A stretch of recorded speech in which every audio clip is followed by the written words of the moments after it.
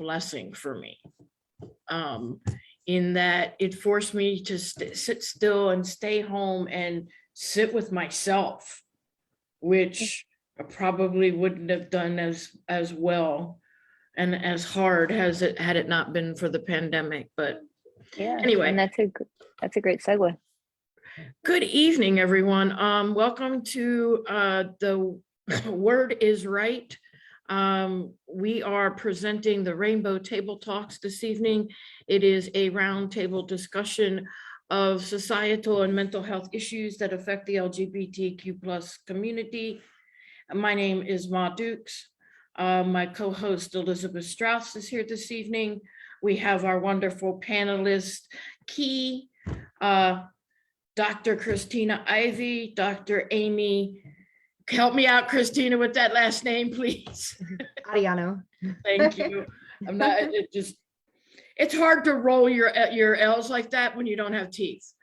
Seriously, like when we were first together, I had to be critiqued several times on how to say their name. So but this is also your partner, right? Yes. Mm-hmm. Nice to meet you. We have Starchild in the building. Chanson, she's hiding her face, but the wonderful Marissa Prada's in the house tonight. And Jenny. Hi, everyone. So tonight, we wanted to talk about a conversation because there's a lot of confusion over it in both our community and the world at large. I just had questions from our good friend Marissa, Coach Josh Smalls, and I were having a little conversation about this the other night. Pronouns.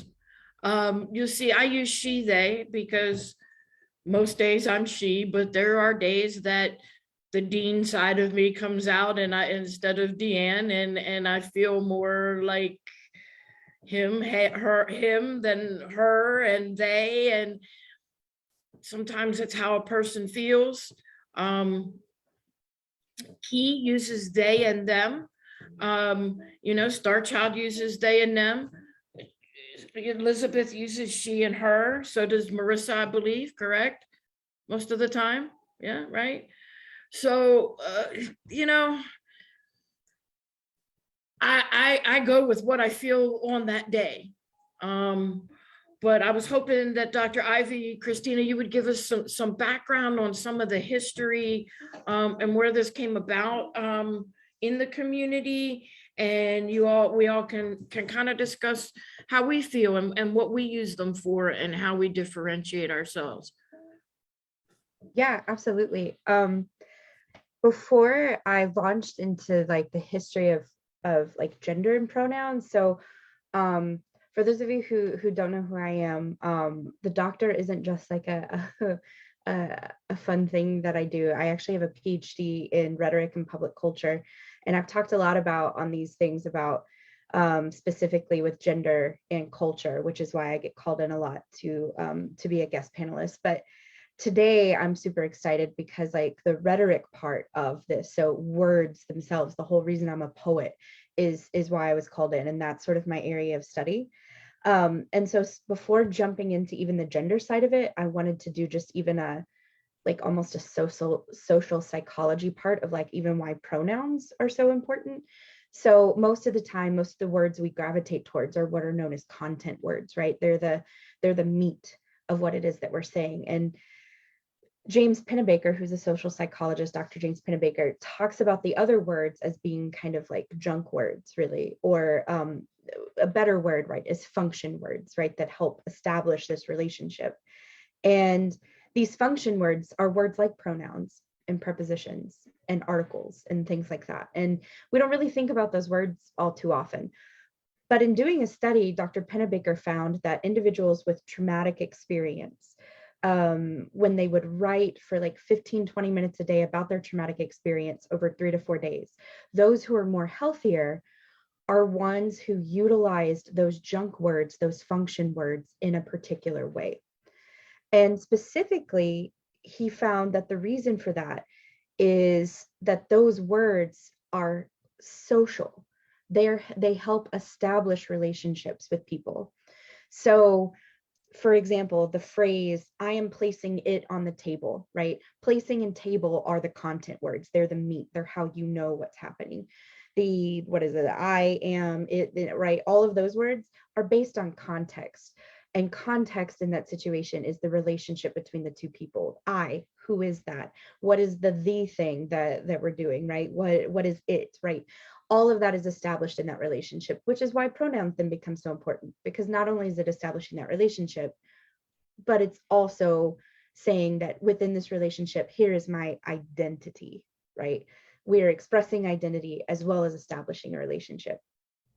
And so that brings us to the controversy that is this. And the reason it's so controversial is because for whatever reason, gender right now is at the forefront of all of these silly cultural battles that keep happening. I say silly, I don't want to play it down or anything, but it's something that I don't understand why it's a thing.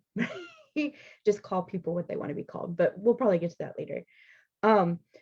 So like, it's just like a brief history. So a lot of what we're going to be talking about, I have no doubt that we're going to be talking about they, them, and the ones that we kind of know, right? The basic singular pronoun that actually is plural, but is also used as singular, right? That sort of thing. But we're also going to be talking about something known as neopronouns, which are, new words that have been invented. People think that these are new things, but neopronouns have been introduced since the 18th century, at least in the English language. So I want to preface that I'm talking about English. There are some that are even in like the UK dictionary, like Vaughan, and I'll type this in the chat for folks who are here. Fawn is a neopronoun, and it's meant to be a hyphenation between that and one. So that one over there, Fawn. For me, that feels a little objective. Like, I don't want to be known as that one, right? But some people go for it, right?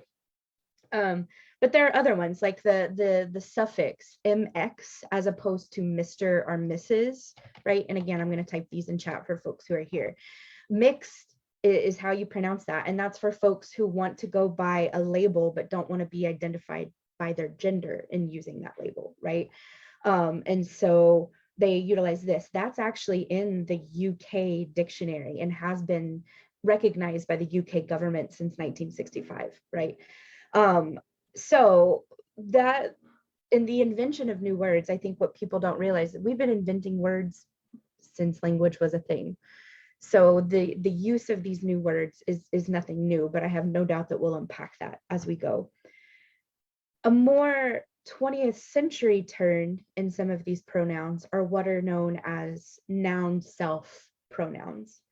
So this is when individuals who want to utilize something completely different decide to try to conjugate it as their pronoun. So this is for a popular one, and this one is the use of the term bun, right? I'm pretty certain it comes from like bunny, but the etymology of that one's a little, so it's using things like bun, buns, bun self is how you would conjugate it. And these, of course, become a little more complex, a little more hairy, because it's essentially taking a word that already has meaning in the English language and trying to conjugate it into a pronoun. So it sort of starts that complex cycle all over again. So, I mean, that's just a very, very brief history. And I have no doubt that we're going to end up talking about, some of these things, unpacking them, especially on an experiential level. But I think it's important that we recognize that first, is that all of this that we'll be talking about today is an experiential level and is something that, we want to make sure that we're leaving things open for other folks and other experiences in the trans community, for folks who are non-binary and their experiences. But that's sort of just a very, very brief word history for those of you who wanted to geek out with me tonight. I actually just encountered mix recently. My 14-year-old granddaughter was telling me she has a friend who uses mix. And, so I was like, okay, Grammy wants to know. I know a lot, but I don't know that one. Explain that to me. What So yeah, that one was new for me. She's very much experimenting and trying to find herself and going through a lot of sexuality questioning and things, you know. And it's hard for her. She lives with my 75-year-old mother.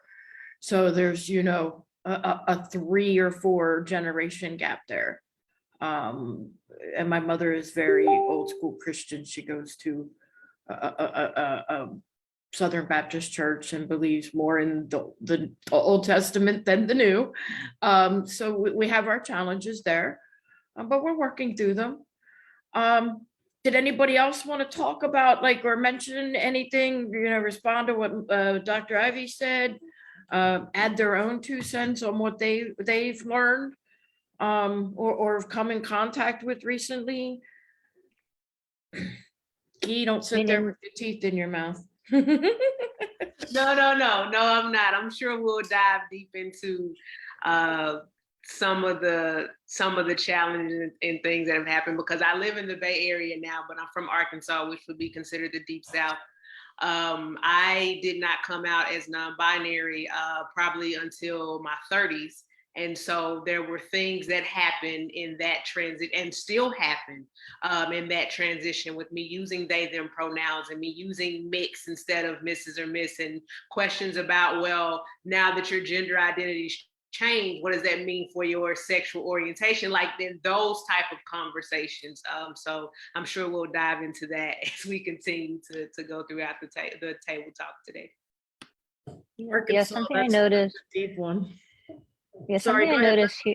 No, it's good. Something I noticed here, especially in New York City, is if someone tells you their pronouns and they're not cisgender pronouns, the automatic follow-up question is, well, what's your sexuality? And you know, I think that it's rather it's somewhat ignorant and disrespectful when people say that, because gender and sexuality are 2 incredibly different things, both biological but incredibly different. And yes, if someone is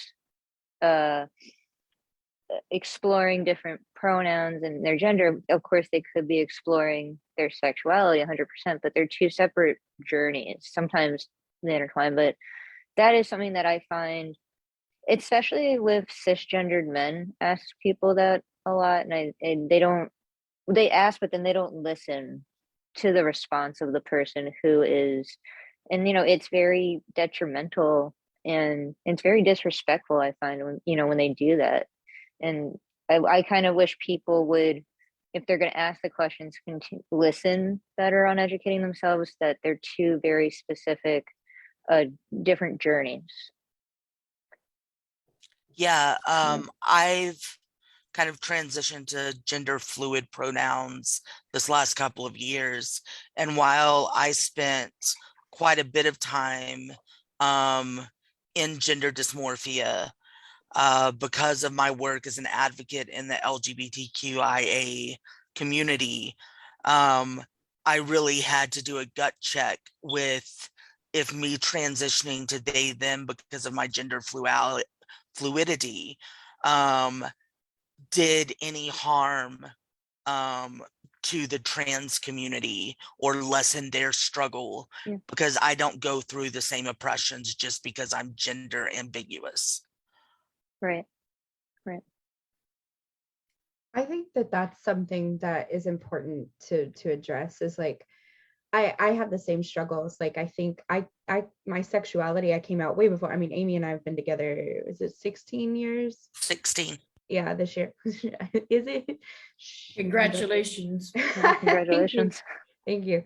So I came out a long time ago, at least in terms of that. But like, gender is something that, like, I just got done with what I called the Femme Recovery Tour, where I spent a year sort of diving, but like, I hated makeup before, like, because I hated dresses, I hated all this stuff, and like went back and was like, why do I hate this stuff? I love art. I love, honestly, now I love makeup, like, because of the artistic side of it, but because of like the society connection to it. So it took me a long time to, in finding femme, I actually realized like non-binary was certainly a part of that, which feels kind of backwards, but it's there.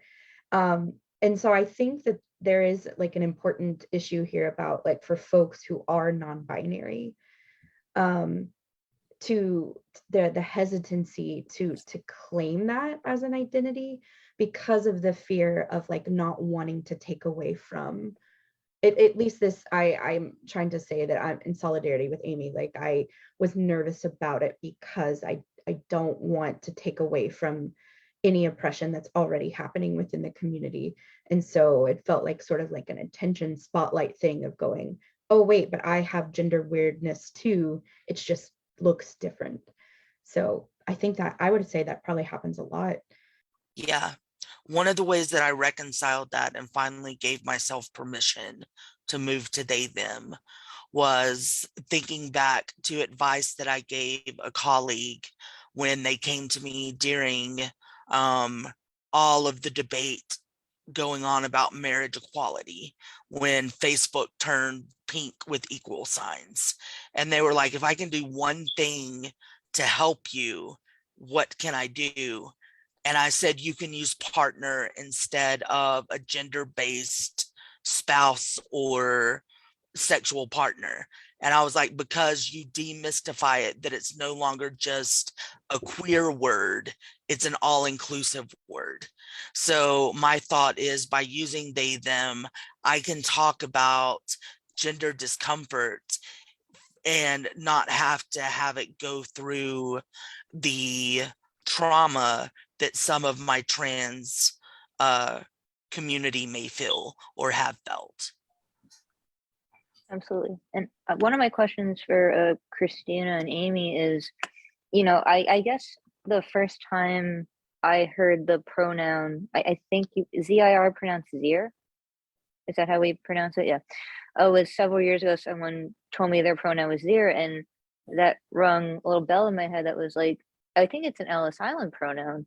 And it's interesting that people identify today with the pronouns that are from, you know, the late 30s, early 1940s. If you can talk a little more about the history of those specific pronouns and how the Ellis Island pronouns have now come back today, where people are seeing themselves identifying with these pronouns. I didn't know that Zir went all the way back to Ellis Island. That's interesting because for me, Zazir, The German. Yeah, that makes sense though. So the reason why that, I mean, I'm speculating here. The reason why that may be the case is just because I don't know about y'all, and maybe this is how I became a doctor, a nerd. Like is because I started off as a nerd, and when something was bothering me, I asked, like I was like, I have to figure this out. And so I safely did it, right, by Googling, or back in the day, like just reading as much as I could get my hands on. And so I wonder if folks were like, God, there's gotta be something else. There's got to be something else to help describe the way that I'm feeling. Like the way that the fact that when people call me she, sometimes, not all the time, but sometimes when people call me she, it makes my skin crawl, right? Like, why is this happening? And I have no doubt that probably in doing research, people discovered that, just in the same way that like people discovered, let me see some, I have pictures of them because I was like, oh, I'll forget them. Like there's like A, Co, M, like all these other ones that I didn't know until going deeper with this like research. The Thon one that I mentioned, Ip, Lay, Ear. There's one called a Spivak, which has to do more with the identification of one's identity with just like in power as opposed to gender, which is interesting. And so, I mean, that seems to be, at least in my experience, what folks do is they have to go, I can't be the only one that has this feeling. Let me research it. And then that is something that, oh, here's how they have identified folks. Maybe that's something that could come back. Yeah, I mean, does Zir fall? I'm sorry. I mean, does Zir fall under the gender non-conforming category? Is that where it falls? Okay. Yep. Yes. Jacob Stutzman did some research that was really eye-opening on the Zir pronoun. He's a Jewish scholar and said that the reason why there is a movement to recover Zir from Ellis Island is because that was America's symbolic Holocaust. So while they were giving tattooed numbers during the Holocaust, in Ellis Island, they were reassigning names. So the only thing that was not a dominant of the state was this German escapism from the biological and from a like socially established division. So that is a way to like reclaim the categorization and cataloging of the human experience by the government. Wow, Interesting. very interesting. You know, Christina, when you were talking about, you know, the relationship, I'm setting it on the table. I mentioned in the chat that very much how I was taught to speed read. Okay, we take out those conjunctive words, the thes, the ands, the ifs, the buts, and you read the meat of the sentence. And, you know, at one point I could read 12 to 1500 words a minute with 95% comprehension of what I was reading, because I was reading the context and not all of the junk words, as you called them. And so when you mentioned that in relation to, you know, pronouns, and it was like, wow, we're talking about putting them back in where I was taught to take them out, you know, in a totally different context. And I felt that was really interesting. And maybe that's part of the problem, because like a lot of times people who are not trying to be malicious, and I will say it this way, because there are some people that misgender folks to be assholes, right? People I think that are like, why is it a big deal, is because culturally, and again, I'm talking about US American culture, are taught that those words don't matter. But for folks who have gender dysphoria, right? Who are, again, it comes back to identity expression and to building social relationships based on something that they feel very passionately about, then they are important. So that's another way in which like people like a really powerful YouTube video I watched, like to watch this, talked about how the person that was speaking said that they would prefer to use the Spivak pronouns, right? That gives them gender euphoria, right? That they have these great things to say, and or that they feel these great things when they're called that, but they go by they them because they already see people accepting they them as a battle, that they don't want to have another one to accept completely new words, right? So that's part of the stigma of this, is just people just putting their foot down, putting their heels in, so to speak, of like, no, we can't change language, not realizing that language shifts and changes. We add to it all the time. It's crazy. Yeah, I mean, I think it was about, oh, sorry, go ahead, Mom. I'm sorry, go ahead. No, I want to hear what you're going to say first, please. And to continue on that, languages are adapted and changed because of migration, because of colonialism, because of the word's not coming out right, but you know where my mind is going here, right? You know, Native Americans, we didn't have, there wasn't an issue with people who weren't of this or that. They just accepted them. If someone like me, you know, who is very, very masculine, and you know, in my relationships, I mean, for lack of a better term, the guy in the relationship, you know, so that all of the audience kind of understands. I would have went out with the hunting parties and taken on that male role in the society of the tribal function. You know, I have a friend, her name is Rose, Mark Rose, but we call her Rose. You know, she would have stayed home and helped take care of the babies and so forth in the Sioux, you know. two-spirited people named the babies. You know, we were revered and carried to have medicine and things like that. And then the colonial settlers came, and that got stripped away and twisted and changed with their Puritan ideas from this book of fairy tales known as the Bible. Just my opinion, but you know. So I see where, you know, you talk about language changing, and we didn't have those kinds of things because people were just accepted as for their role in the tribe or the nation as who they were. And so then that language shift came with the colonial settlers, and then they, you know, it just over generations shifts and changes, almost like an ebb and flow of the tide.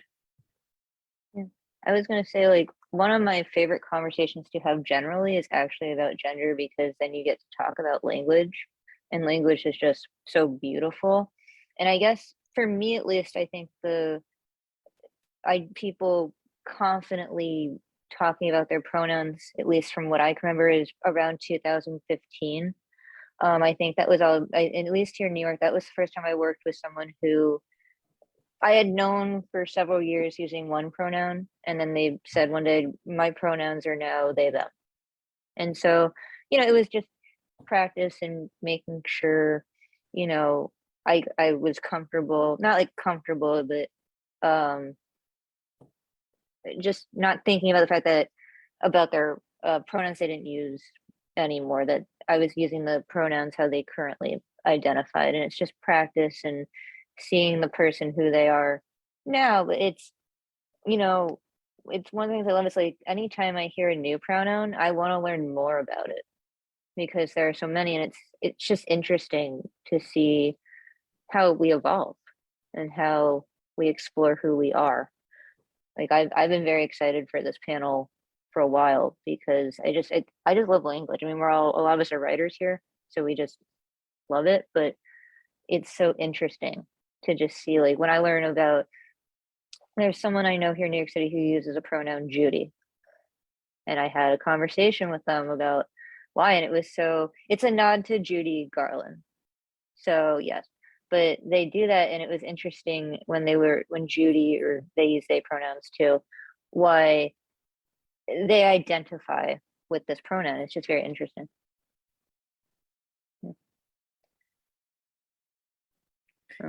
Key, do you mind if I ask just outright how your journey came about to changing to the they them pronouns? Yeah, absolutely. So I grew up as a masculine presenting woman. You know, came out in the queer community around 11, 12. That really wasn't a big deal. Everybody understood, okay, masculine presenting woman likes women. We got it. Like, you understand that. But what that meant in terms of growing up in the South as masculine presenting woman, even within the queer community as masculine presenting, that added another layer of boxes in terms of who you could date, how you had to present, what, for lack of better words, what masculine qualities you were able to outwardly show, what feminine qualities you were able to outwardly show. There was a lot of things that boxed me in just because I was a masculine presenting woman. And I'm like, well, yeah, I'm more comfortable masculine presenting, but there's more to me than this. And so it was always one of those situations where I never really quite fit in to the queer community because of the boxes that were present in the South, if you will. And so it was around 2015, 2016. I think I was in my undergraduate studies or maybe my master's studies at the time. And I had a classmate who utilized they, them pronouns. And it was in the conversations with them that I started to become open with, you know what, there's more genders available here that fit like who I am. So, after, much deliberation and sitting down, I decided that for me, and I was about 30 when it happened, and just exploring how I felt more comfortable when I was they, them pronouns work for me, because it allows me to show up as my authentic self and however I choose to define what is masculine energy, what is feminine energy, whomever I choose to date. So it was a freedom, if you will, of the expectations that had been placed upon me through my upbringing from identifying as a masculine presenting woman. So they, them pronouns for me is all about the freedom to show up as I choose, however and whenever I choose. That's awesome. I really like that explanation of it for you. I mean, and it kind of echoes a little bit of my own journey. Yeah, I agree, Elizabeth. Definitely beautiful. Starchild, how about you? Can you answer that same question for us? Like, how did you come about using they, them? So actually, Starchild was the name I gave myself before there was any talk of pronouns or anything, back in the late 1980s when I was like a preteen. And I went on the internet into chat rooms, like, because that's all the internet was at first. And I called myself Starchild so that no one would know if I was a boy or a girl. And then that kind of, it just sort of faded into the past. And so most of my life, I've been a very angsty, not at all comfortable with being a man, you know, and just very closeted. And I guess I came out as bi in my early 20s, and then I was like, oh, that was just a phase, because I married a woman. And I was like, okay, I guess that part of me is irrelevant or something. And I think where I've really noticed it is I find that I'm most comfortable, like my body just feels different when I'm in a space with gender non-conforming people specifically. And I think for a long time I was confused about myself, because like really fashionista, like cis gay men, I cannot stand, you know, like because I don't know, like if I'm just intimidated as hell by them. And so like, I'm like, I am not like that, you know, but then at the same time, you know, it's like I always feel like a fish out of water in really, you know, cishet, you know, kind of gender conforming environments. And so, yeah. And so for a long time I was just closeted. And then I was a college minister for 6 years, and we were the only college ministry where it was okay to be queer. And so we had like probably 2/3 of our student leadership was queer. And yeah, and so like they kind of led me in my coming back out of the closet, you know, just being in spaces with them. And that, you know, that continues to be the case. And so I'm not like fully all the way out. I'm just like, it's interesting because and part of the whole online poetry community, like I used to be a little bit tentative about calling myself Starchild, but I think it was you, Ma Dukes, or somebody was just like, as soon as I pulled out the name Starchild, you're like, okay, that's your name. And I was like, oh, right, okay, yeah. Because it's also that more. So just so you know, Starchild was our first feature at Word is Right. Okay. Starchild came to us as Morgan Guyton, right? And they were our very, very first feature here when we launched The Word is Right. Starchild's been around a while, and we love Starchild, and it would not be the same without you. And yes, all of it, yes. Thank you. Thank you. And truthfully, I love the religious, well, no, I love the spiritual aspect to your writing, where you dive into you know, God being she, God being they, God being all, you know, and you incorporate those introspections into your writing, and it's quite a wonderful thing. I love you, you know, we've had conversations about your writing. I, you know, and I've watched you jump into the damn lake in the middle of the night. Yep. He has a lake out behind his house that I went on a poet visiting tour down the East Coast, and Starchild's house was one of the stops, and we had a little fire and whatnot. He that's his way of you know, their way of communing, and it was beautiful. So that was really cool. Thank you. Yeah, I mean, and the thing that I really love about queerness is to, gosh, I'm trying to figure out how to put this into words, but the body matters, you know, like, because the lie within the white male world in which I was socialized is you can just ignore your body because the body doesn't matter. It's all about being smart and, you know, having brains, and the body is only something that gets you into trouble. So you've got to just like ignore your body. Don't listen to your body because it'll lead you into sin or something like that. And what I just believe the absolute opposite of that, you know, like that's what I've come to, you know, and I really think that this kind of,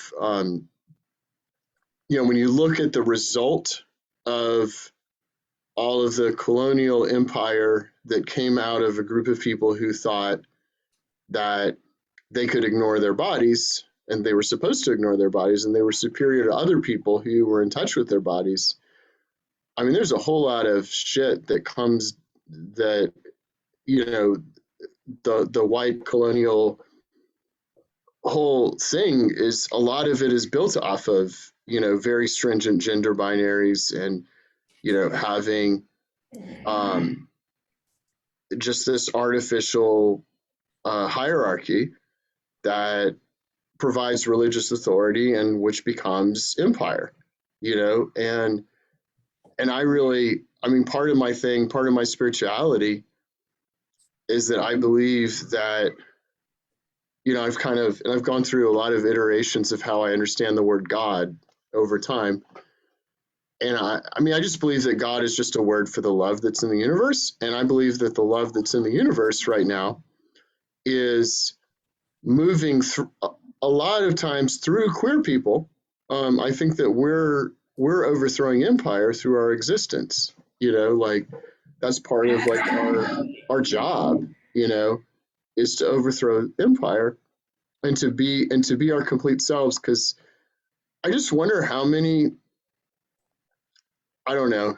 I mean, I always speculate about like how many of these like really mean white men are just closeted and hate themselves and just need to come out, you know, like. I mean, we read the stories and we see, oh, this white old male politician has been caught with someone, and, you know, I will say that, like, not just artists, out of all the communities I'm a part of, and I say poetry, spoken word community, not just artists, because that is really who I've learned the most about sexual orientation and identity and gender in the last almost 2 years, because most people in our community are just unafraid to be like, I am me, and I'm still working on myself, and I'm still learning about myself. And that's really the beauty of the spoken word poetry community. And I really give like such a big thank you to this community for just being unafraid to be like, this is who I am, and it might keep changing, but that's my journey. And it might make someone, it might save a life or make someone feel confident in it, continuing to explore who they are and give them, oh, I am here for a reason. So it really, what our poetry community has done is really impactful. It's really such a beautiful thing. And if you could take it even down to a scientific biological level, I just had a discussion recently with someone who was like, well, you know, there's X, Y, and YY, and that's it. And no, there are like over 20 different combinations or more of the XY chromosomal pairings. Some people have 3 X's, some people have 3 Y's, you know. Down syndrome is a chromosomal pairing that is a mismatch. Now, that doesn't mean that they're better or, you know, horrible. We all know that there's a stereotype of folks with Down syndrome. I think they're some of the most wonderful people I've ever fucking known in the planet. But, you know, there are folks that have that stereotype in their brain. But that's a different chromosomal pairing. And then who's to say that, you know, I don't have 2 Y's and an X and a half, you know, like, that's an exaggeration, but y'all know where I'm at, you know. There's so much more that is unstudied and not studied enough yet for people to just have this narrow-minded view of the world. I mean, the simple answer is people just are afraid to work on themselves.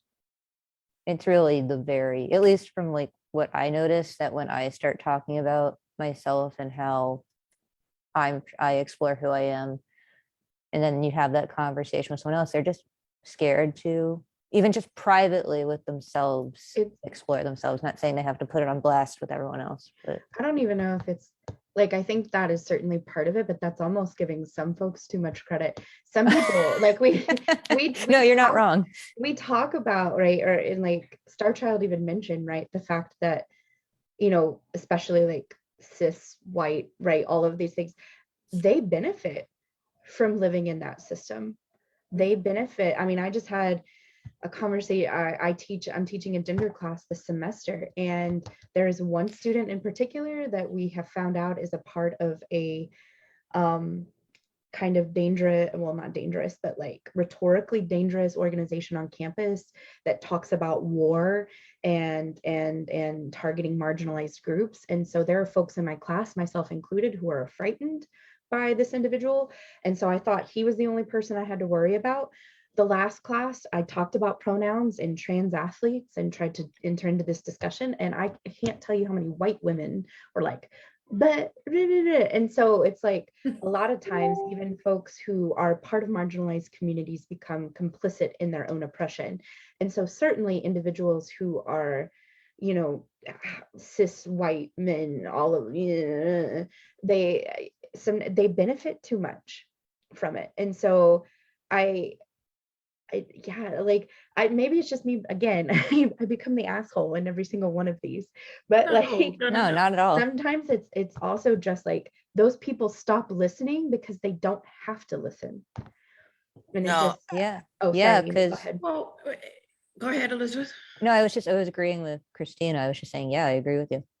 Well, and those are the same people that benefit from keeping Black folks where Black folks are, queer folks where queer folks are, keeping, you know, Latinas and brown people where brown people are, and like those. And so they built these systems and they want to keep these systems in place. And the more folks like us come and say, oh, no, you know, it's not like that. You know, I have an aunt who I haven't seen since I've been a child, because she packed up and moved away to some place that she would be more comfortable living her life. You know, in the 70s, she had the ducktail and she wore the penny loafers and the jeans, you know, what you would see in a movie, in a lesbian bar. That was my aunt, you know, and I miss her like crazy, because I didn't know until I became an adult that was what my aunt was and why she moved away. And had she stayed around, I think it would have helped me discover myself more in that time. It just took me longer to figure it out. It's very similar to a song called Ring of Keys from Fun Home, where, if anyone knows who Alison Bechdel is, she saw it was like some truck driver who was very butch, but she saw herself at a young age for the first time in this diner. I think it was in Allentown, Pennsylvania, so a conservative part of the country. But it was her ring of keys moment, and that's what the song is called in the score, where she finally felt like, oh my God, I can see myself, and I'm not scared that I don't have like purpose on this planet. And you know, it's good like little things like that exist for the upcoming generation, or just anyone. Even just that song is like, oh look, there's someone else like me and I'm not alone anymore. Well, it's kind of, that's some of the reason I wanted to do this show. I have, in the last 10 years, since I've become, like I came out when I was 30, but in the last 10 years, I've become more proudly out and more, just more comfortable in my own skin. And people seeing that I've had kids, you know, more teenagers come to me and talk to me about their journeys and their questioning. And, you know, I've spoken out at powwows about, you know, how it feels to be a two-spirited person. And crowd members come up to me crying, yeah, you helped me understand my sister, you know.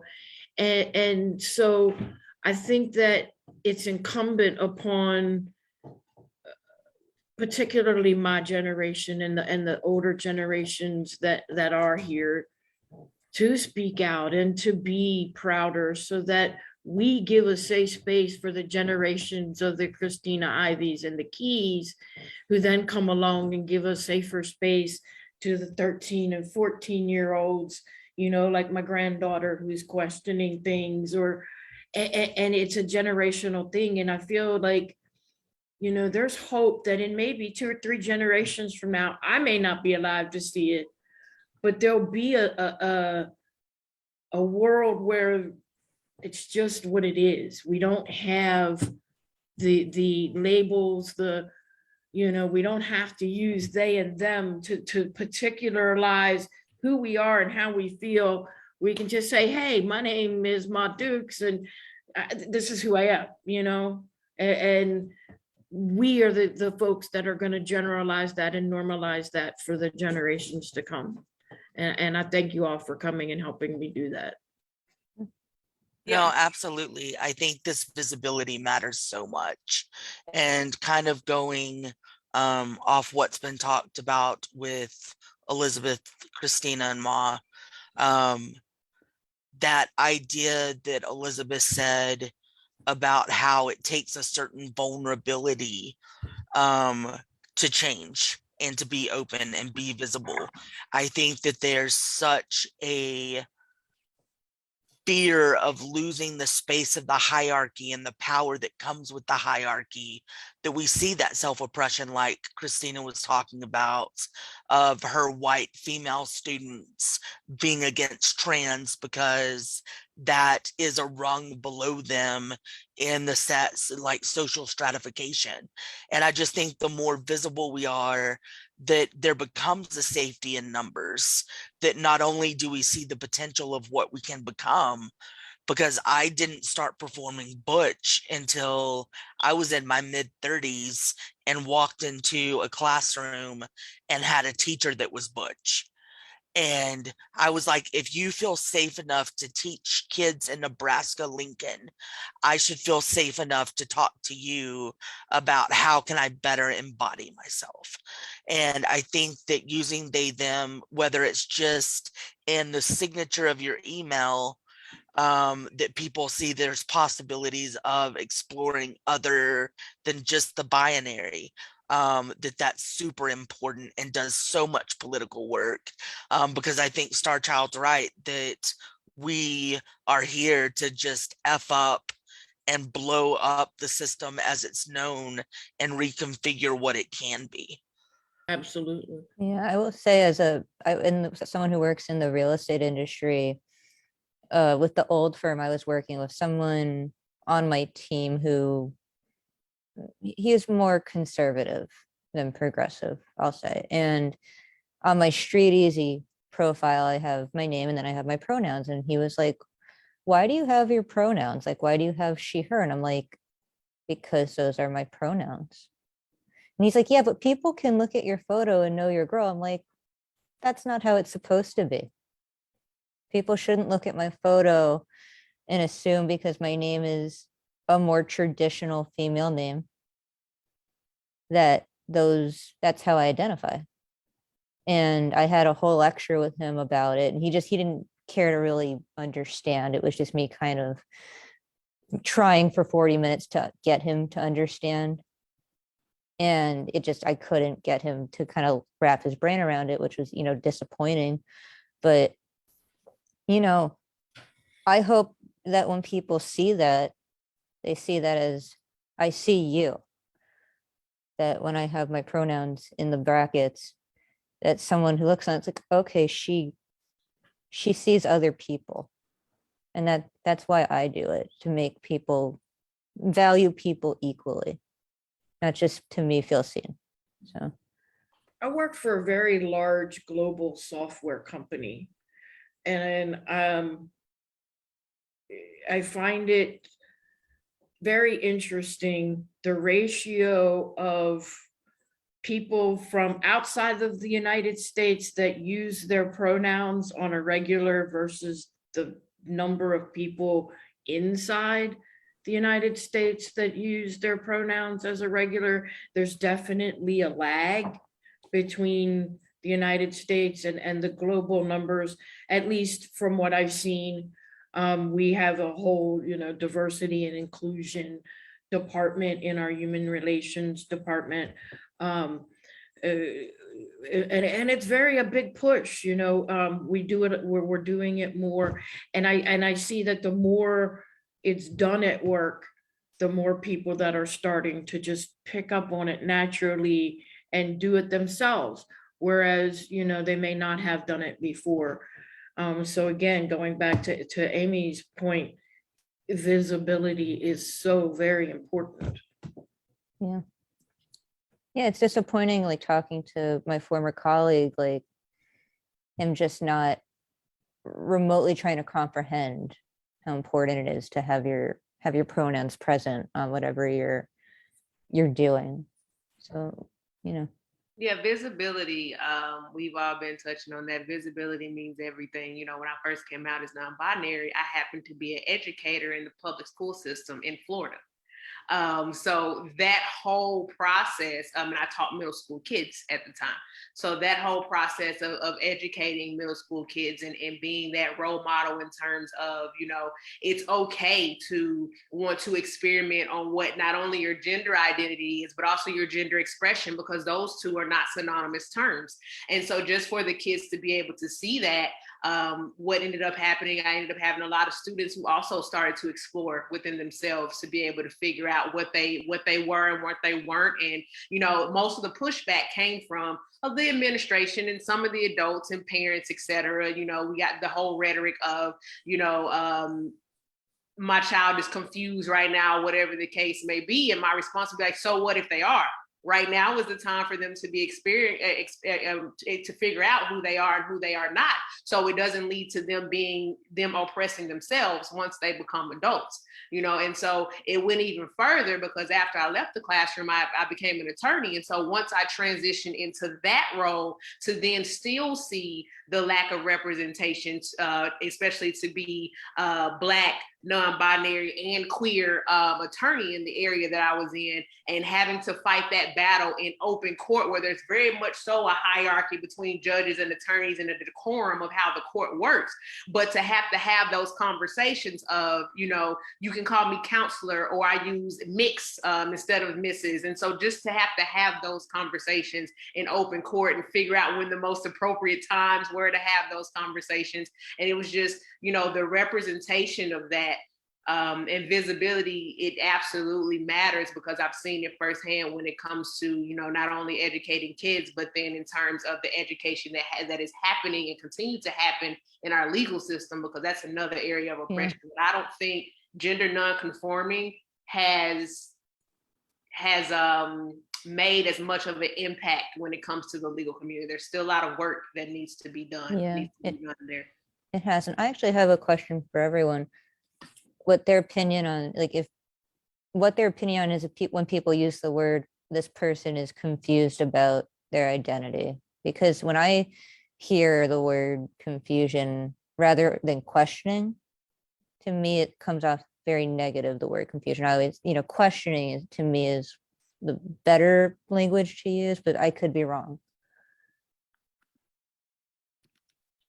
I want to jump Yeah, I in. mean, I typically hear confused, from like conservative, like Yeah, evangelical folks, conservative. like someone's confused. They think they're a girl, but they're not, or whatever. Yeah. But yeah, Which makes sense because like at least, so a lot of my stuff is in religion, so if I step on anyone's toes, sorry. But a lot of times religious folks, especially evangelicals, like to question something is wrong. And so confused being a derogatory term makes more sense to use there, because it's like there's something wrong with you that you would want to question or would want to investigate, right? These sorts of things, your body, your expression, your identity, the fact that you feel you have to do that, there must be something wrong with you. So it makes sense that so confused, right, being that sort of blame, it does have a more derogatory term. I don't hear queer folks talk about confused so much as like questioning. Yeah. I don't, Yeah. I hear it a lot in the real estate community. That's like I work in a rather conservative business, and I'm constantly having to educate people and explain to them how to value people equally, and kind of work on the language they use, because it can come off really offensive. No, definitely. And I think the word confused, or the use of confused, is a huge act of rhetorical violence, Yeah. where that person is putting their expertise above another person's agency. And like those are root cause reasons we have rape culture. Yeah. So it's all intertwined.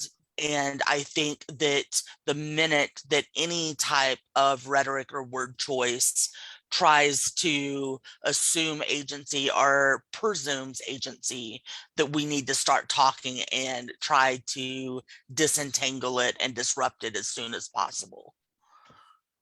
A great way to say it. Yeah, absolutely a great way to say that. Just because, again, especially when it comes to our younger generations that are growing up in the public education system, that type of rhetoric is used when it comes to anything dealing with gender, sexuality, or expression. And it's very disheartening to see, and it's also disheartening to see that it's the norm in the sense that it's not second guessed. Until you have a body or a person that comes in there that's able to push the status quo and make a record of those things that, are damaging to this specific population. And so it's, how do you find, when you're in those spaces, how do you go about it in a manner to where you are always challenging that status quo for the sake of not only yourself, but so the children also know that, they don't have to accept whatever is being told to them. You can advocate, for yourself, and you can do the things in which you need to do to make sure that you also are educating and being honest and true to who you are. Yes, I agree, but I've also find that sometimes there's a balance, because like right now, I fully, trust me, encourage my granddaughter to advocate for herself, but and disrupt the system as much as possible. But at the same time, you can't be so disrespectful that people lose the message because the disrespect slaps you know what I mean? Like, you can't be disrespectful in the presentation of what, because maybe I'm sticking my foot in it because I'm not. No, I mean No. it absolutely makes sense. So growing up in the African American Black community, it's like you children are seen and not heard. Right. You questioning or you speaking your truth in any shape, form, or fashion, no matter how it is presented in presentation, it is considered disrespect. And so, with that being said, it comes a time when we really have to challenge. Okay. When something is really considered disrespectful and when it is just labeled as disrespectful due to the receiver's own discomfort, and how Right. much of their discomfort is being imputed upon the person that is trying to relay that message. And so I think that's a thin line. Yes, that's what you said it much better than I did, because that's a fine line. Like I'm walking with my granddaughter right now because that's my mother too, and I want her to have respect for my mother, but I also want her to be able to advocate for her body and herself and the changes and the things that she's going through, and it is very much a fine line. I can see that, There's in the academic world, it's there's a piece called In Defense of the Uncivil Tongue, and there's a lot of things done on uncivil rhetoric that toes the line. Like that's like the perfect like articulation of it, essentially, that it's when does it become I'm holding myself back in order to make other people feel comfortable, and how, so that's the balance there. I can see the older generation, because like Amy and I are also from the South. We're born and raised in Texas. And so you can just take a look at the news now and think about where it was 30 years ago, and that's where we were, right? And so there's definitely a fine line, especially when talking to older generations. And I think that's, again, why language and context, like I talked about in the beginning, becomes so important. It's like, when do we pick these battles? With whom do we pick these battles?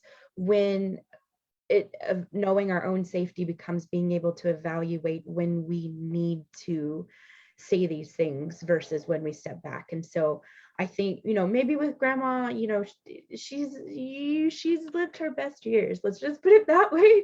And so like, grandma, you can't keep calling me that, please. Right. Versus like, let me educate you on all of the things. Yeah. Right. Well, and calling God Sky Daddy in the middle of Walmart didn't get her any points with my mother either. Sky Daddy. I love Yes, that. I love that. it. Why that. you don't think your Sky Daddy would like that? And so that kind of, because she's gone to this Baptist church with my mom for 5 years now. And she's just come to her own understanding what she feels about the Bible and God. And she kind of feels like her Grammy does. It's a book full of fairy tales that, some white men years ago decided to use to control the rest of the population. But that's just my opinion. Wow. I mean, some of us here don't disagree with you on that. And I think getting back to what you were talking about, Ma, with that there is a certain level that you can be too brash that people are going to be turned off by you. And like, I focus a lot on social advocacy and justice. And one of the things that I have students deconstruct is, why were we so okay following MLK but not Malcolm X?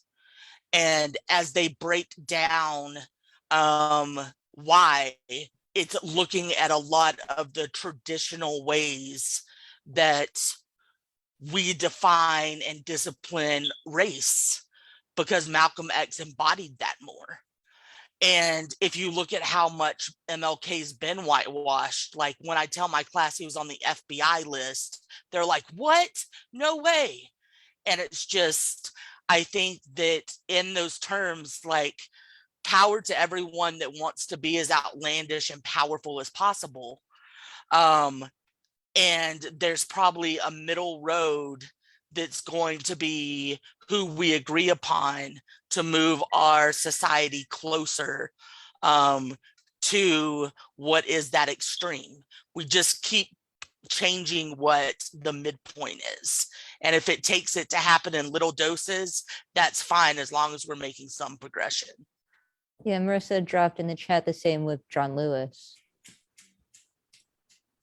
So, yeah.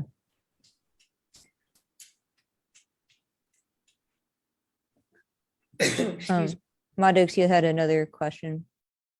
Yeah, and my brain went blank there for a second, so I know it was for Key, and it was about like how you and I, we both, let me think here, I had it. Come on, come on, and make some conversation. And like, literally, I feel on the well, spot, so like my brain is frozen. Dr. Ivey, you were gonna say something? Oh, I was just trying to think of like, what are some of the things that we were talking about? Because maybe that would spark something. It is true though, what Amy was saying is that, people, Dr. King would not necessarily be LGBTQ friendly today because of the church. And we do celebrate him. No, definitely hated LGBTQ. No, I mean he did, but Bayard Rustin was supposed to give the March on Washington speech, and he was pulled down because of being queer. Yes, I'm saying today, like if he were alive in 2022, I don't know if he would still be like, I don't know if his opinion would change, is what I'm saying. I don't know if he'd be going to a pride march or would be an advocate for us, sadly, which, yeah. Well, that's why towards the end, like, that's why there was a swift to like the labor movement, is at a certain point they realized that movement decided, okay, we have to attach folks to us, because that's how movements grow stronger, is they recognize where likenesses are and kind of swoop them up and to make movement, especially like with laws and things. So it became to a point where Bayard Rustin was like, what about, queer folks, right? And instead they picked up the labor side of things, which is what happened right before his assassination. But yeah. Yeah, and then Marissa, did you want to touch on anything about John Lewis? Or did anyone here want to? I'm kind of stuffing my face, I'm sorry. Okay, but did anyone on our panel or any of our guests here in Zoom want to touch on about John Lewis? Well, I didn't have anything to say about John Lewis, but there's somebody said something about Malcolm, and I read his autobiography about 5 times already. Is well marked up in my tote over here. But they, America hated him because he seemed to be more threatening to the white establishment than Martin was, because he seemed to be an ally. But as far as I guess, like, as far as human rights stuff, I think more of them, like, I think both of them would have been present. But I think Malcolm was more revolutionary than Martin, as far as his his rhetoric. Absolutely. I think and maybe I'm wrong, but from my readings, I think Martin Luther was more willing to work within the system, whereas Malcolm X wanted to destroy the system and build it up so that it was more equitable for everyone. No, absolutely. And arguably, as we're kind of having this conversation, like, I would say the most dangerous was Fred Hampton. Like, what Fred Hampton was able to do across race lines, across sexuality lines, across religion lines. Like, we were in a part where we were going to have a huge cultural revolution, and they turned to assassinate him. That's interesting. I didn't know that. Thank you for sharing that. Definitely. And I think sort of like looping this back around to like pronoun stuff, like when we talked about using they them versus like neo pronouns versus like the noun self pronouns, it's that always becomes this balance, right, of why even folks who maybe prefer other pronouns will like shift back to they them, because it's it's so like, you definitely need the folks who are pushing boundaries and who are being the, what if we just, you know, called ourselves whatever we wanted. And then there's got to be the people that would do the they them sort of things. And so it becomes a balance where hopefully the line gets pushed more towards like sort of the progressive thing of like where things go. But it takes so long for people who don't have these experiences, who don't see being, or who aren't in contact. Like in Idaho, one of the things that blows people's minds is like, or like, I love teaching the 100 level classes because I have so many folks who are born and raised here, who are from some farm, got drugged into the big city of Boise and in order to, you know, to get a learning, right? And I mentioned, like, we're talking about extreme stuff compared to what I mentioned, and their minds are blown. So it's even like exposure to that. So when we talk about visibility, that's why these sorts of things are so important, because people can't imagine this far extreme thing over here that really isn't that extreme. They just don't know because they've only seen this side of things. Absolutely. When you're raised in that small town bubble and you don't know anything else. And I kind of remember where I wanted to go with that, Key. Thank you for your little reminder. You said, you know, growing up in the Black community, you know, you were seen and not heard. I grew up quite, and maybe it's a generational thing, because a lot of people I know, regardless of color, of my generation, were, you know, we didn't worry about our parents' finances and bills and things because that was not a child's place. A child's place was seen, not heard, all of those things. And I wanted to ask you, because I know for myself, I think my first acting out, my first giving voice to myself was my dress, my clothes. I remember being 6 years old. My grandpa retired from the railroad, and my grandma and my mom and my aunties took me and my cousins out shopping. And they came home and I had all these frilly dresses and lacy underwear and, God forbid, patent fucking leather shoes. Okay. No lie, that shit sat in the corner of my closet. I refused to wear it. A few days later, my dad and my grandfather took me shopping, and I came home with jeans and cowboy boots and, you know, cap guns and the flannel shirts, and I was in heaven. My mom could not get me out of my damn jeans, you know, to get me in my night clothes some nights, because I just was out playing and I wanted to do my thing.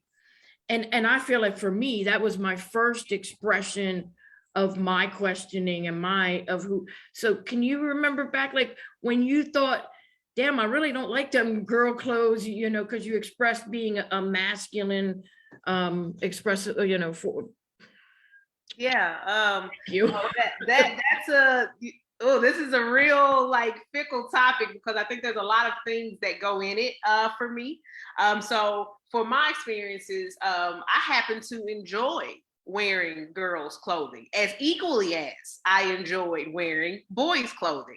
And so and the reason why I became more masculine presenting is because my grandmother who raised me was also masculine presenting. You wear dresses and stuff when you get ready to go to church, but outside of that, you know, you are masculine presenting. So the clothing portion was a little bit easier for me until I came out with my sexuality.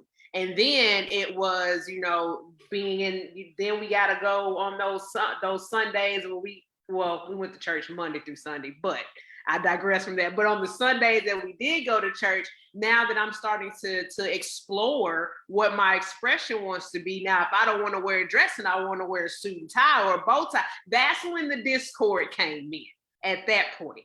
And so it just got to the point to where, you know, everybody in my small community understood that, you know, Key's going to do what Key wants to do, regardless of how you feel about it. Do I still get those looks and stuff when I go into church houses or when I go back home to visit or whatever the case may be, absolutely. But you know, who I am is who I am, whether if I want to show up in a dress today or for at 11 o'clock service and a suit and tie at 3 o'clock service, that's my prerogative, you know? So Right. mine was a little bit different though, because I had a grandmother that was masculine presenting, and they let me do both. The reason that I stopped doing both was because of some of the own personal things that I was dealing with, but I was able to express with judgment, but still able to express. Thank you. That is so relatable. Well, hello, and thank you for joining us. I saw you popped in a little bit ago. Would you like to you say it's relatable, so would you like to share your relatable experience with us? Well, I can, you know, I don't know if y'all saw my my little thumbnail of a picture before I popped on.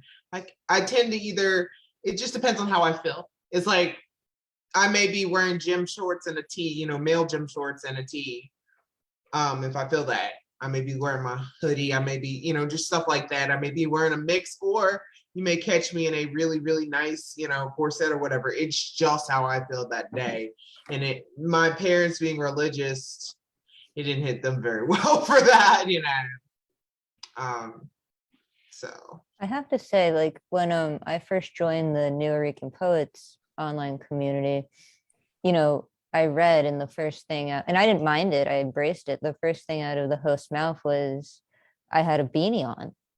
And then, you know, someone else in our community later said to me, you know, I think the host started going with that because they were making an incorrect judgment. The host has done nothing wrong. I love the name of the Beanie God, and they say it positively. But the person that made this judgment was saying, oh, it's so rare to see a woman in a beanie. And I said, where? We're in New York City. There are people of all genders walking around. I mean, you live in Brooklyn, for God's sakes, where people have beanies on every day. And they're like, no, but it's rare to see a woman in a beanie. I'm like, okay. And I thought that was so, like, they thought it was a very masculine trait, I guess. Yeah. And yes, I am one of the few women I've noticed in the community who does wear a beanie, but I've also seen non-gender conforming people in our community wear beanie. I've seen men wear beanies, but I thought it was so strange that they said that to me. They're like, oh, it's because we never see girls confidently in beanies. I'm like, maybe go take another spin around Brooklyn or something, because I've lived in Brooklyn, walk around Brooklyn, and everyone kind of looks like me. So it's odd to see how this little hat could be seen as, like, could be tied to gender. I understand what you're saying, and I'm going to take that one step further.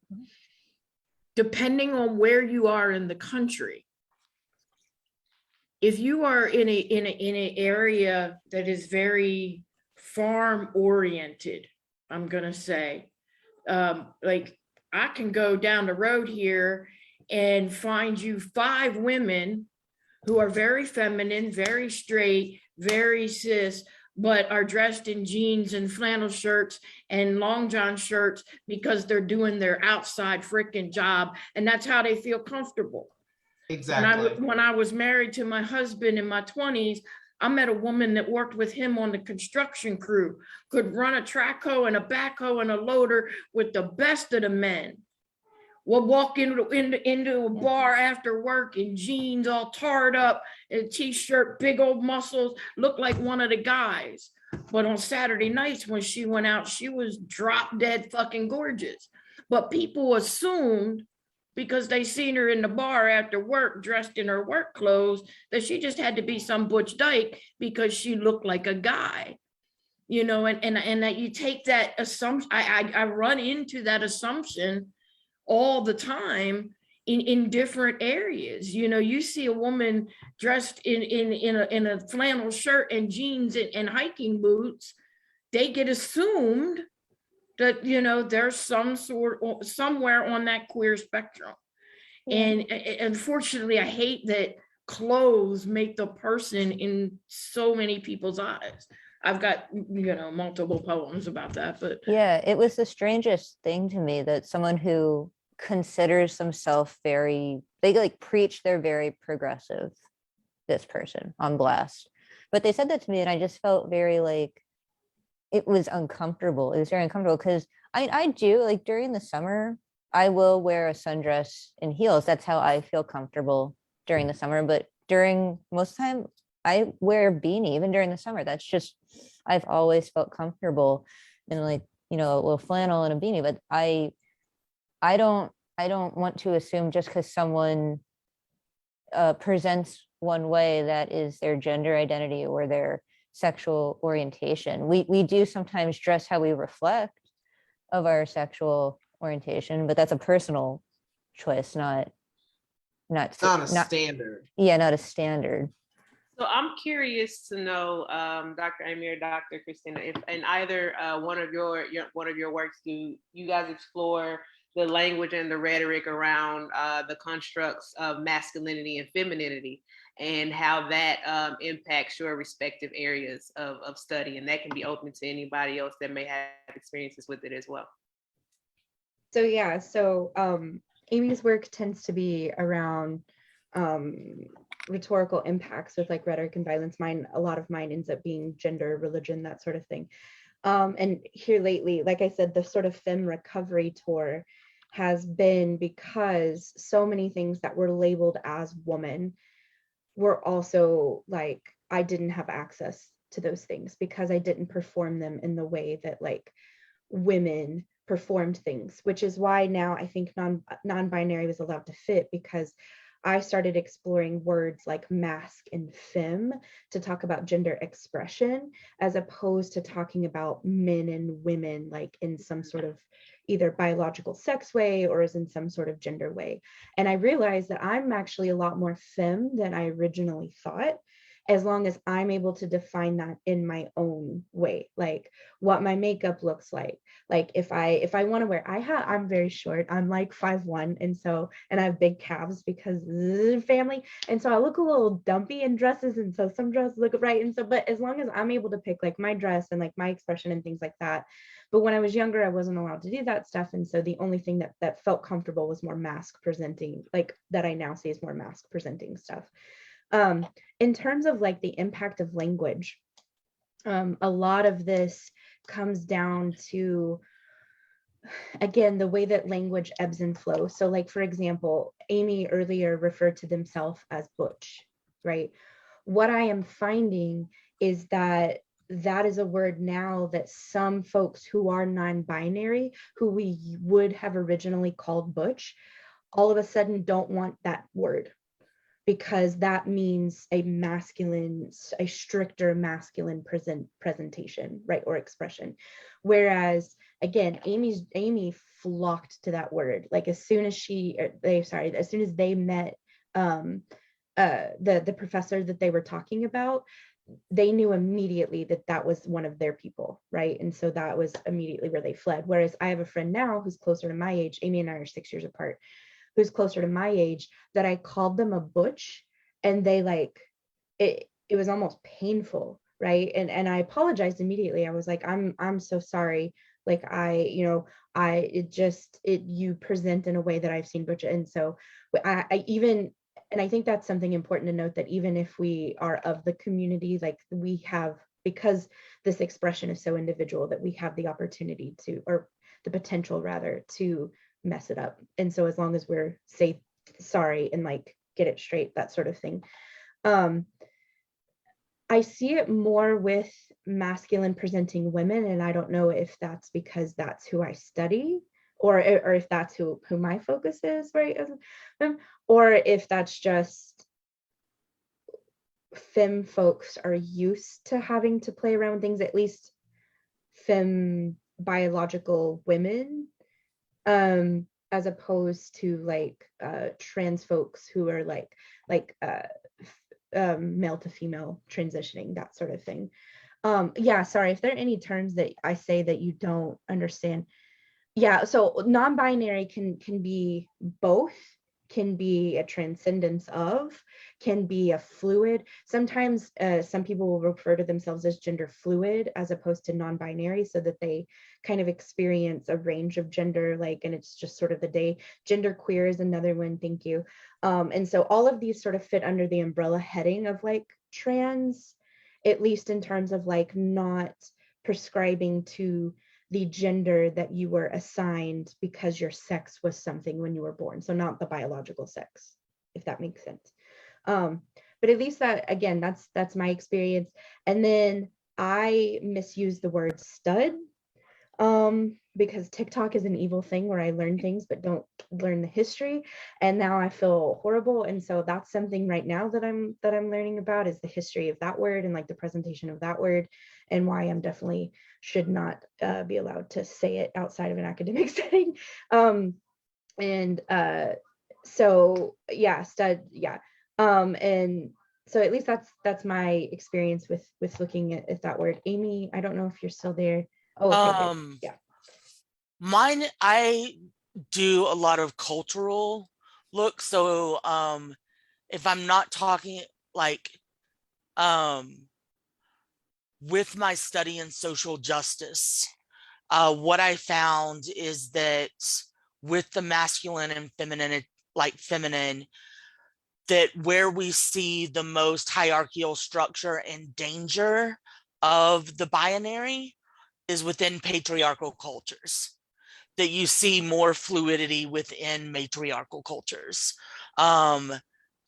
There is this community in Kasi, India, who decided in the 70s that they no longer were going to put male or female on birth certificates. And like, that's something that we're debating right now. So they were 50 years ahead of us because of being a matriarchal society that didn't preserve the hierarchy or status. So I think that even the influence of that, and that becomes problematic right in my studying because of matriarchal being the assumption of the binary of fem. So yeah, it's just a messy world. Yeah, thank you both. I appreciate the comment about using masculinity and femininity as it relates to expression, and not more so the classic way that we use it, M or F, you know, if that makes sense. Because if we're on the premise that language and words matter, but what does it mean to express? To express is an element of freedom, if you will. And so by looking at it as a way of expression, what that does is it in essence frees the limitations that automatically go along with the words of masculinity and femininity by looking at it as a means of expression in lieu of.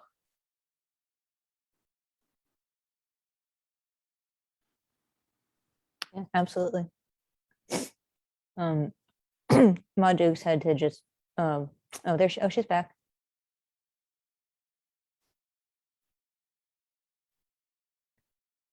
I think you're muted, Ma.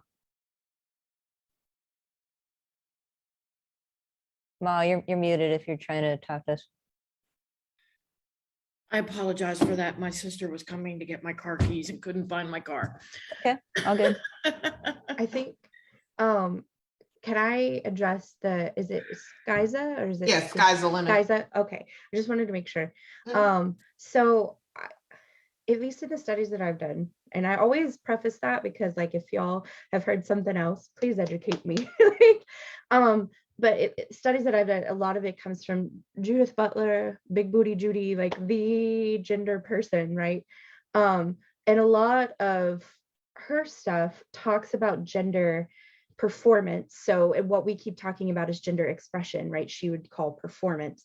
And so much of it has to do with what she says as something you repeat and it produces a series of effects, meaning that like if a mask butch presenting lesbian continues to wear and perform the same way, people are going to treat her, him, them as that way, right? And so going back to sort of the comment on clothing, I think it's just a cultural thing where stemming from, you know, wherever we originally get it from through now, we have just always associated these things, like just like how we've always associated, or not always, but how we currently associate pink and blue with girl and boy. That didn't always used to be the case. In the 1800s, all clothing like that was white because you got to be able to wash stuff, right? And then actually, when color did start to be assigned to gender, pink was originally for little boys because it was derivative of red, which was like a very strong color, and blue was much easier on my eyes, and so blue was like associated with girls. And then Good Housekeeping came along, wrote an article and flip-flopped it. And then the us being able to tell the sex of a child while in utero, right, was developed. And so then capitalism hung on to it and was like, oh, we're gonna do gender reveals, right, that sort of thing. And so essentially, I think the same things happened with clothing, which is why it's so interesting now that you have folks like, what is it, was a Little Smith, Jaden, right? Jaden caused a huge uproar like 10 plus years ago when he wore a skirt, right? And his sister Willow is doing the whole thing now where she's like going back to emo, which feels weird to me because I was definitely an emo kid. But like all these folks who are trying to take back those things, it is just another demonstration of how it's all co-created, right? And even though these rules are established, we can certainly break them and should break them if they're harmful. Yeah, well, I agree. some hospitals are trying to do like going back to the white blankets and little beanies, I'll call them beanies for the newborns, right? To keep it as gender neutral as possible. Yeah. Yeah, I agree. absolutely. I guess my comment was like they were trying, like there was a lot of things that I see in society where they try to make clothing and even types of clothing, not just color, but like also types, as a reflection of how somebody is, how attractive somebody is based on their assumption, I guess, of the person's gender identity right away, if that makes sense. And to piggyback off of what Christina said, when a butch presenting lesbian woman presents this way long enough, if you start to present some other way, I don't know, maybe wear some nice feminine business clothes for a particular job interview or whatever the case may be, then all of a sudden, you know, the world's in an uproar because you're not yourself anymore. Like, who said I had to be that? You're now putting me in another box because you expect me to perform in to be, and I like that word perform, the way you use it there. You expect me to perform to this visualization that you have of me now, where you know you see me as this and you can't see me as anything other anymore. You know, so that's another, you know, Oh, go ahead. Oh, I was just gonna say another like something that may help, and I'm sorry, I keep interrupting Key. So okay, and sorry. So another analogy that may help here. Well, gender is fluid, right? Which is, I think, is what this performance gets to, and what Ma you're talking about right now. But one of the analogies that Judith Butler talks about, is that gender is kind of Jello. like Jello. Yeah, you knew where I was going. Where it's like Jello, right? And if you think about Jello, like you heat it up, right? You cause some controversy, and all of a sudden it's liquid, it's fluid, it's going to go in whatever shape container you want to put it in, right?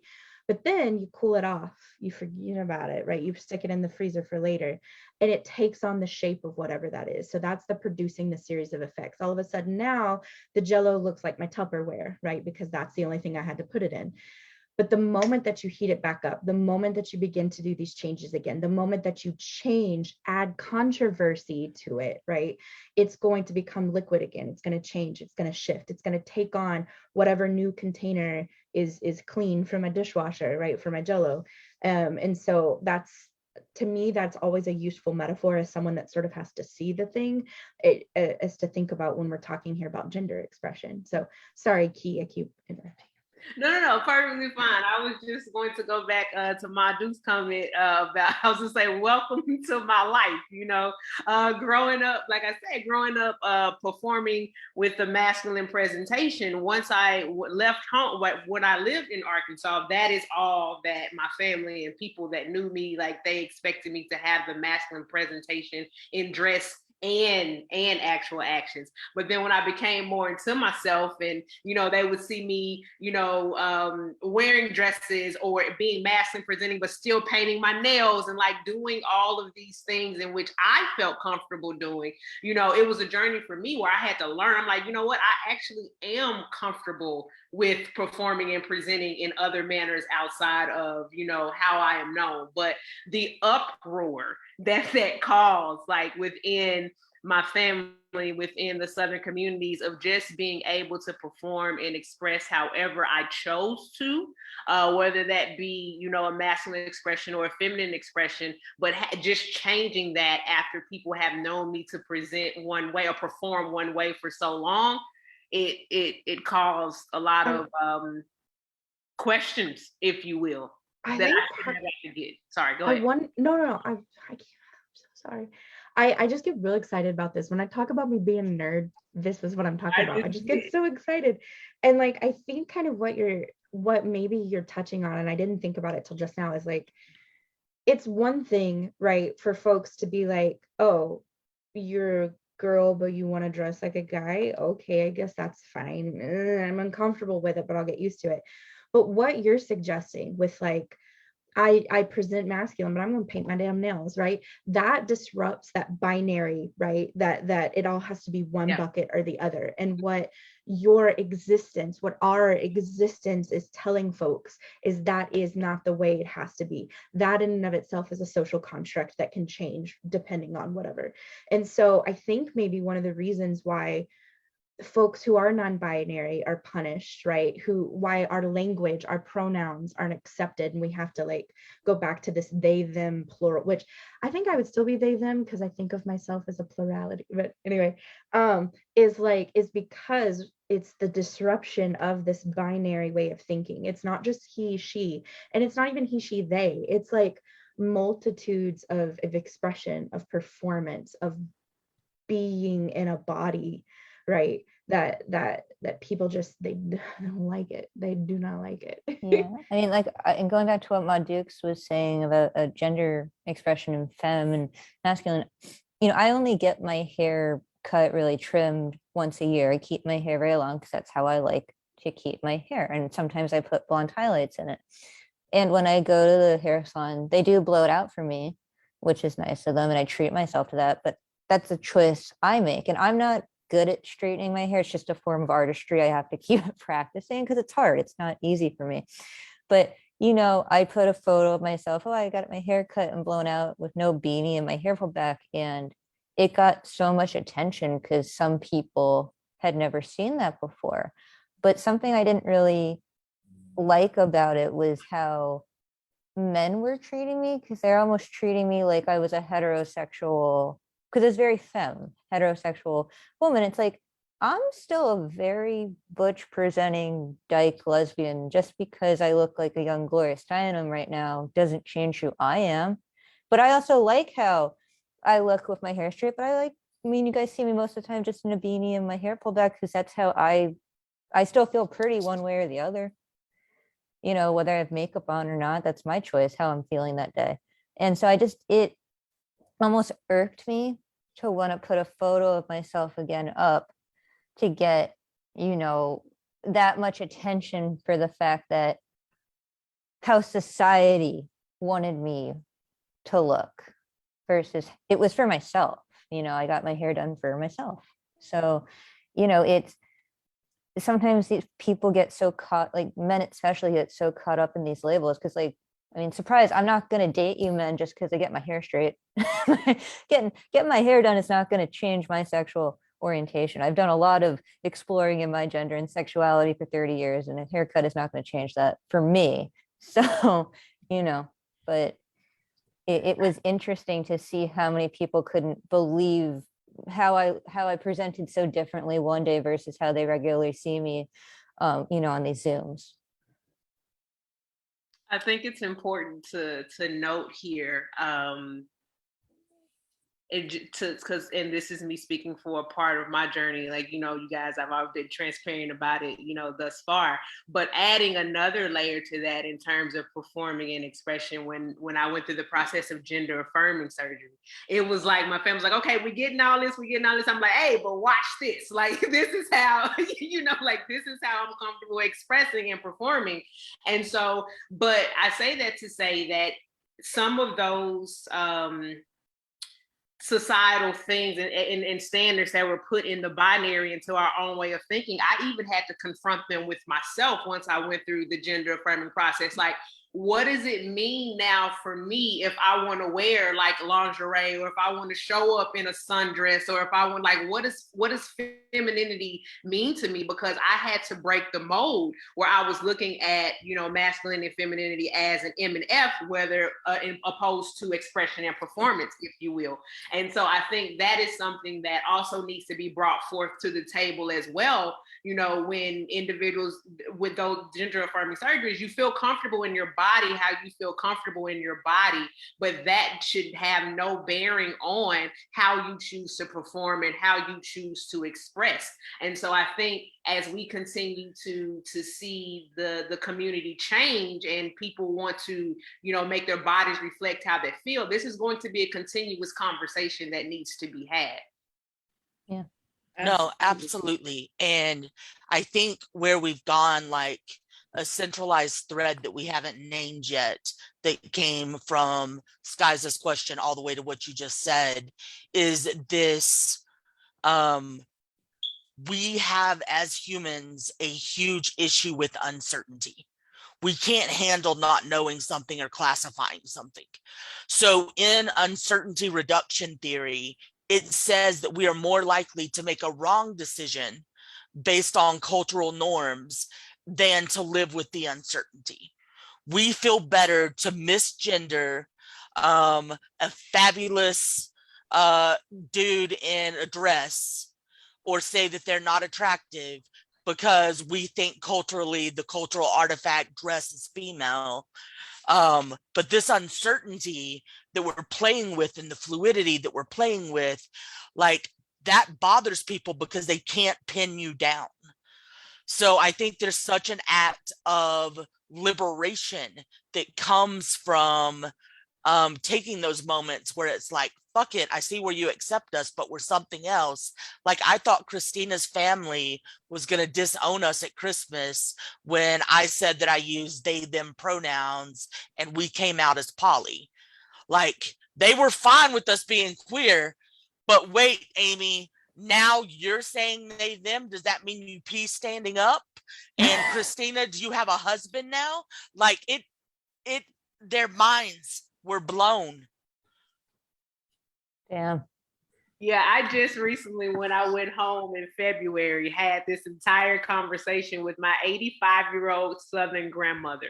And when I say we had the entire conversation, she was like, oh, you cut your breast off. And I was like, well, since you're asking questions, let's go ahead and go and we'll talk about what that means. So we had the conversation with identity, the conversation with expression and performing, the conversation with sexuality. And we had the conversation with what poly means as well. And my grandmother couldn't understand that. And I'm like, well, grandma, y'all, you know, you had a husband and both of y'all had boyfriends and girlfriends and it just wasn't talked about, like, you. And so I had to break it down for her like that. And she was like, oh, well, it is something that's, it's not like, so she wouldn't look at it as, we just don't know what we're doing, if you will. And I'm just like, that's not how that works. So I say that to say, like, you know, the conversations, they absolutely need to happen.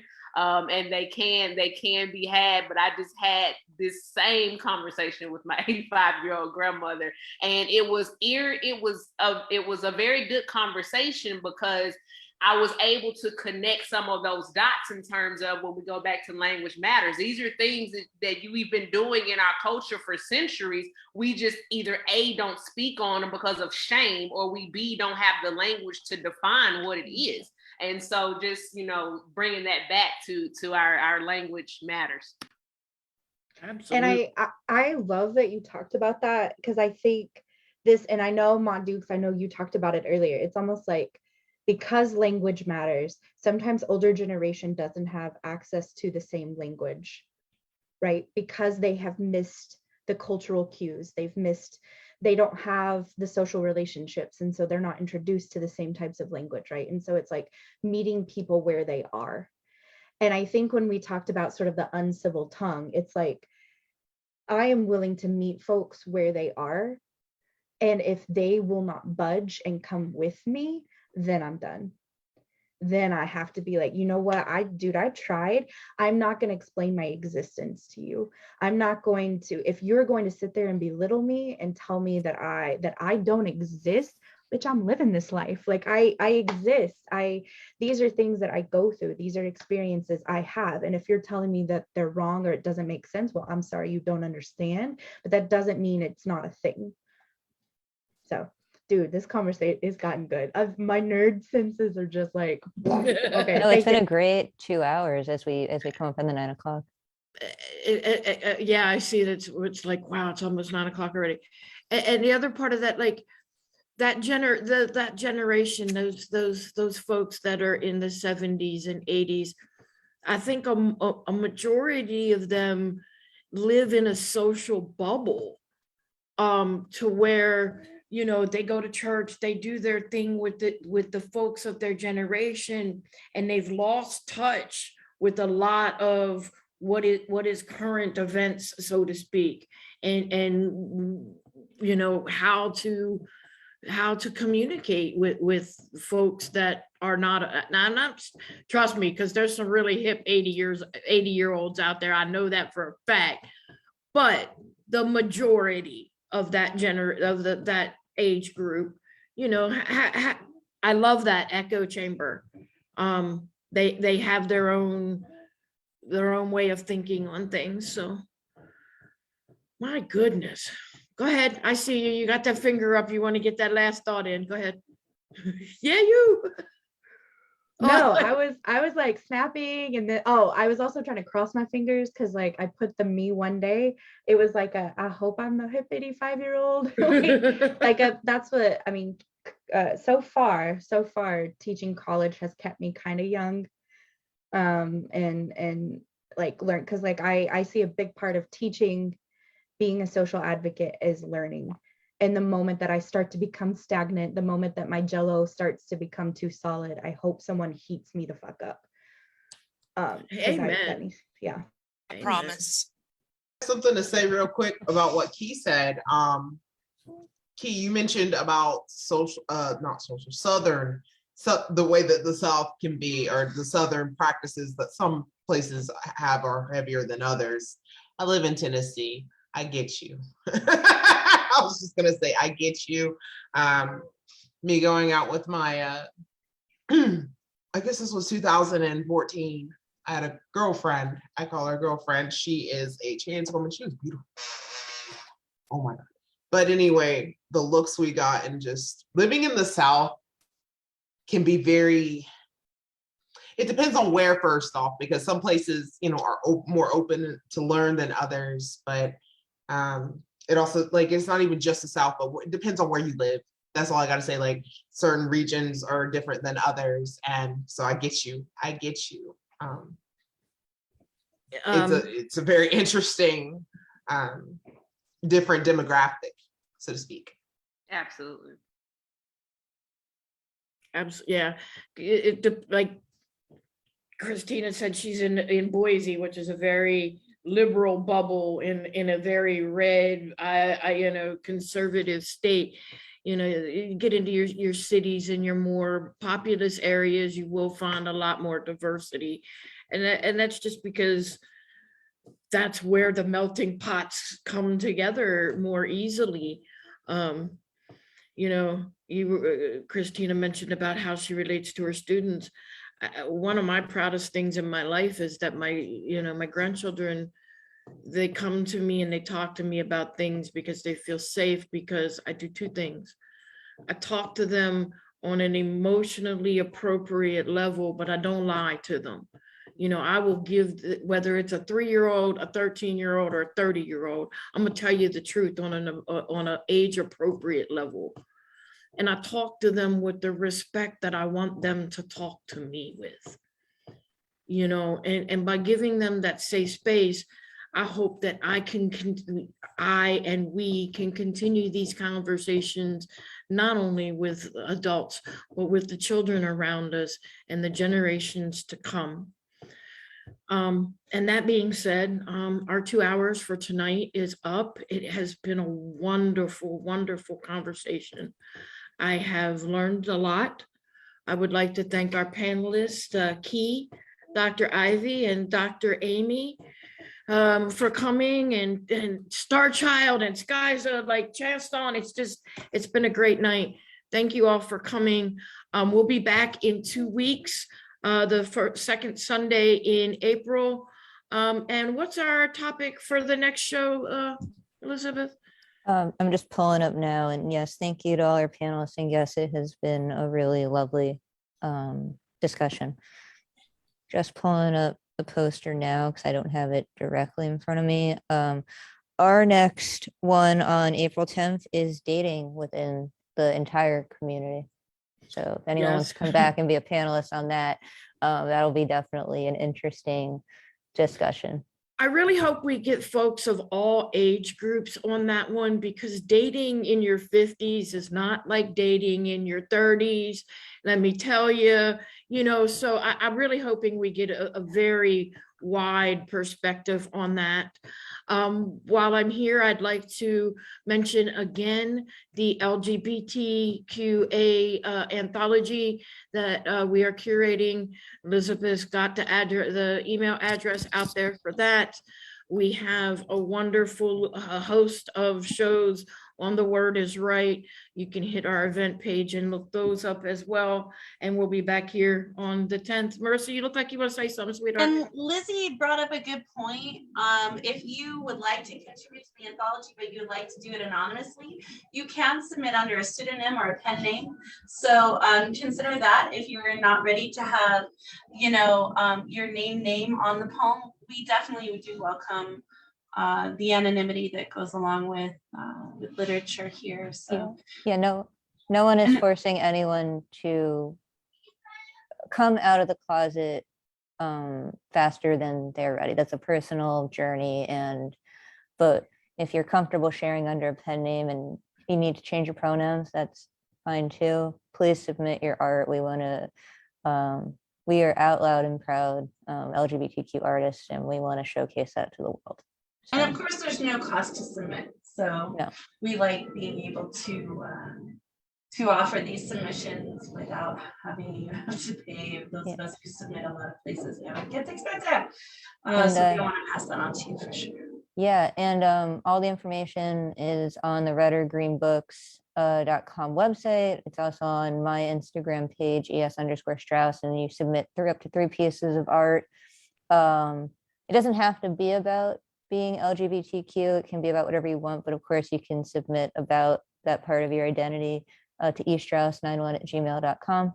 That goes right to me, and you have till April 15th, so get your taxes in and get your not to me, but get your taxes in to your accountant and your art to me. That's all I want. I don't want your taxes. And we got the great debaters coming up too in 2 Fridays. So if you like doing a poetry workshop and show, it is a really, really fun, inventive way to write, to collaborate, to be part of a group. And if you're slightly competitive, it'll be a lot of fun. And I want to plug one more thing.